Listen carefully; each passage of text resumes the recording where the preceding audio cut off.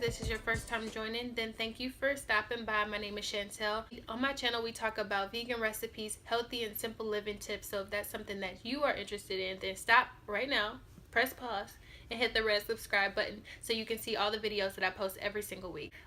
Today I'm going to be talking about how to stay healthy over the holidays, which is super important. I'm a part of tons of different vegan groups online on Facebook, and that question keeps coming up over and over again.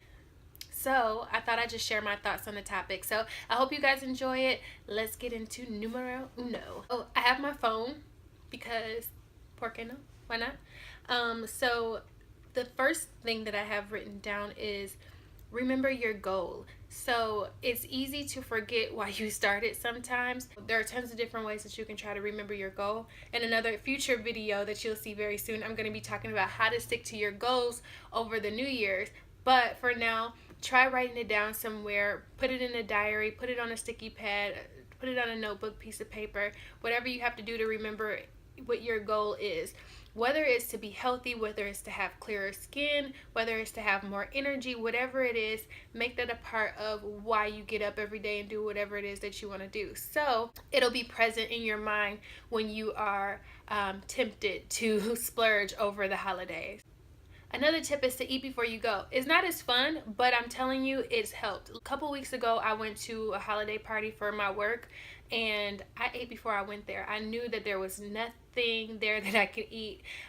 So I ate before I went. A pretty decent meal that I knew that would last me a couple of hours and I wouldn't be tempted to, pick off of something or whatever. So make sure you eat before you go. That's just one option. If you're going to a restaurant for a party or whatever, you can look ahead to see what they have on the menu. So that's kind of a sidebar to that point. Number 2 is look before you go to see what's on the menu, because they might surprise you and have an option that you can have.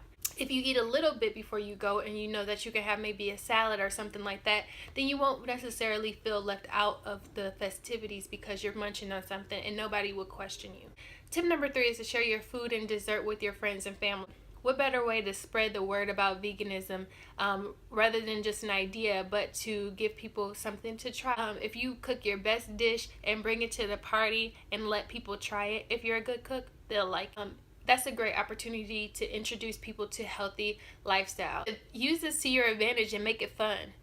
Tip number 4 is to involve your friends and family with your lifestyle. Coming out to your friends and family about your lifestyle can be a little bit difficult or challenging, but if you tell people exactly what it is that you're doing, then it's not a big secret or a mystery.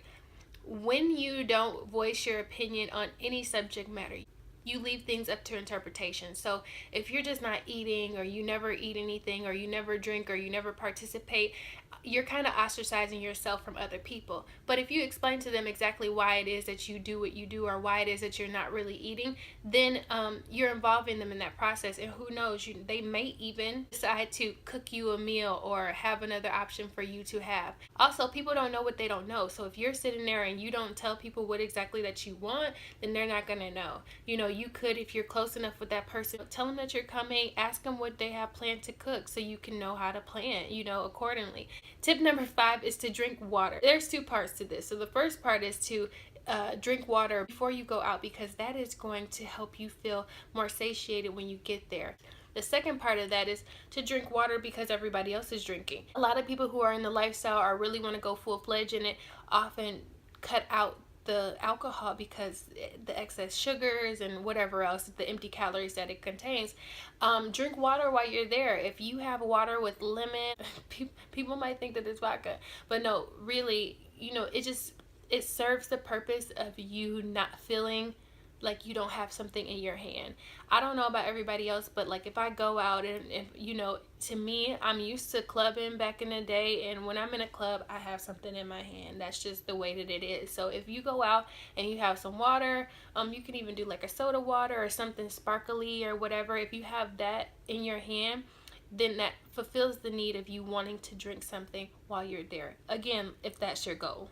6 is just don't fall to peer pressure, because nobody else knows your goal. And also, let's just be honest, misery loves company. If people see that you're working towards something, they will often try to tempt you.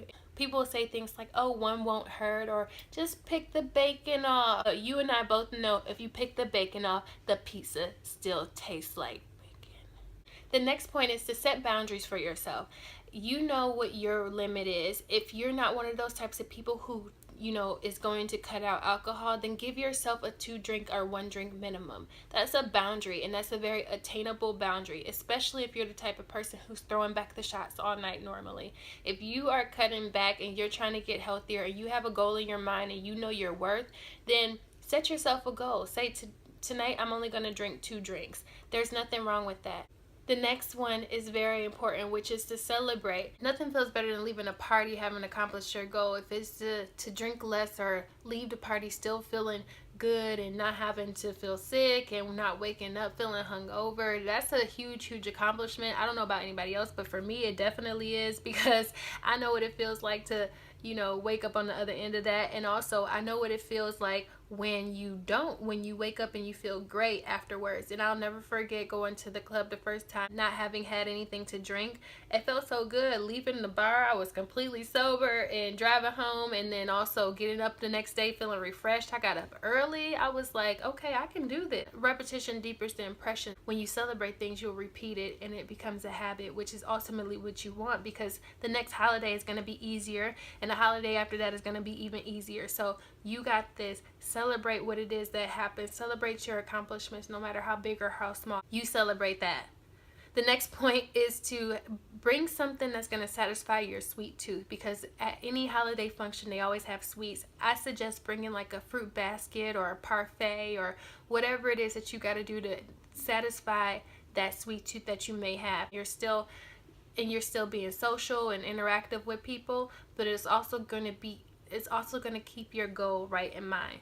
Make a decision, because you're here today watching this video because inside you want to be healthy or you want to stay healthy, and that's a goal for you. So stick to that goal, and you're going to stick to that goal when you decide today, right now, that you are going to be healthy. The holidays have nothing to do with the food. It has to do with your family, your friends, and your loved ones. So keep it about that. Keep your goal in mind, and make a decision that those are going to be the most important parts about this holiday season.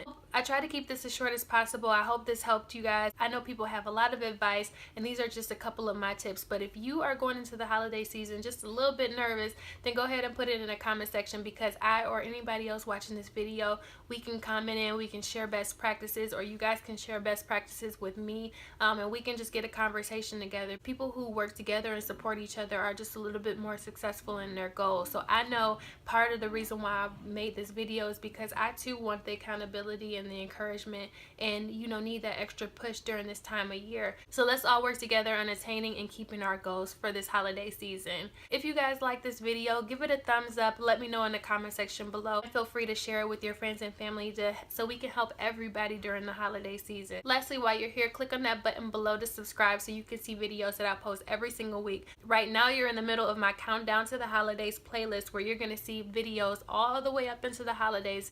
So make sure that you check out that playlist right after you click off this video. You guys, I really appreciate you for stopping by my channel and watching this video. It means a lot to me, and I can't wait to see y'all again. So until next time, peace. Oh, and happy holidays.